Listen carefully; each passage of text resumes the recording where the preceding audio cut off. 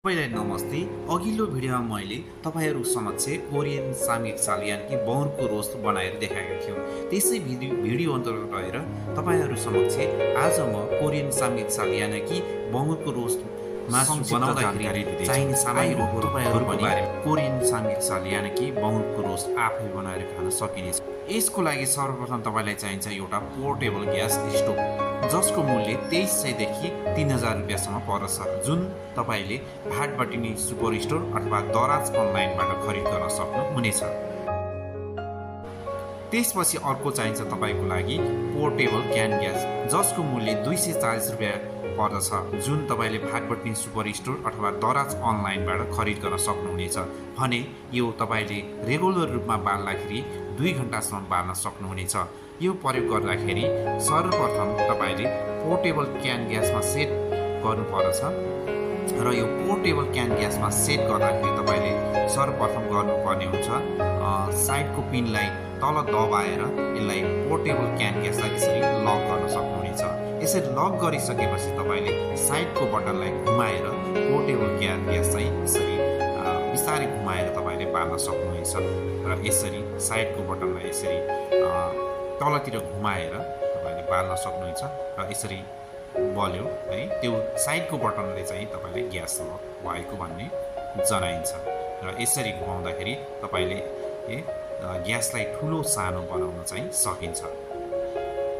त्यसपछि तपाईले अर्को चाहिन्छ तपाईको लागि रोस्ट प्यान यानि कि बारबिक्यू प्यान, जुन चाहिँ तपाईहरूले भाटबटिनी सुपर स्टोर अथवा दराज अनलाइनबाट खरिद गर्न सक्नुहुनेछ, जसको मूल्य साइज हेरिकन तपाईलाई 3000 देखि 6000 रुपियाँसम्म पर्ने गर्दछ।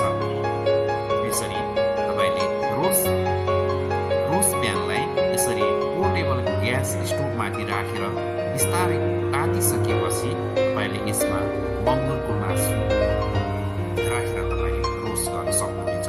त्यसपछि अर्को चाहिन्छ तपाईको लागि एउटा चिम्टा, जुन चाहिँ तपाईले नर्मल साधारण पसलबाट पनि खरिद गर्न सक्नुहुनेछ।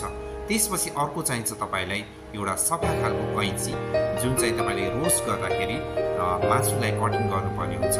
र त्यसपछि अर्को चाहिन्छ तपाईको लागि एउटा नर्मल काँटा, र यदि तपाईले चलाउन जान्नुहुन्छ भने तपाईको लागि एउटा चपस्टिक भए पनि तपाईले चलाउन सक्नुहुनेछ। र यसरी तपाईले कोरियन सामयिक चाल यानि कि बङ्गुरको रोस्ट आफै बनाउन सक्नुहुनेछ।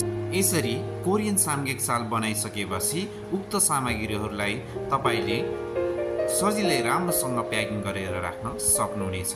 यसको लागि सर्वप्रथम यो चुलोलाई यसरी तल घुट्याउने र त्यसपछि त्यो उक्त बटनलाई खोलेर त्यो अनलक गरिसकेपछि यो पोर्टेबल क्यान ग्यासलाई यसरी निकाल्ने र निकालिसकेपछि यसलाई ढक्कन हालेर यसरी राख्न सकिन्छ, यानि कि तपाईले पछि ग्यास बाँकी रहेको खण्डमा पछि फेरि पनि त्यो क्यान ग्यास चाहिँ युज गर्न सकिन्छ।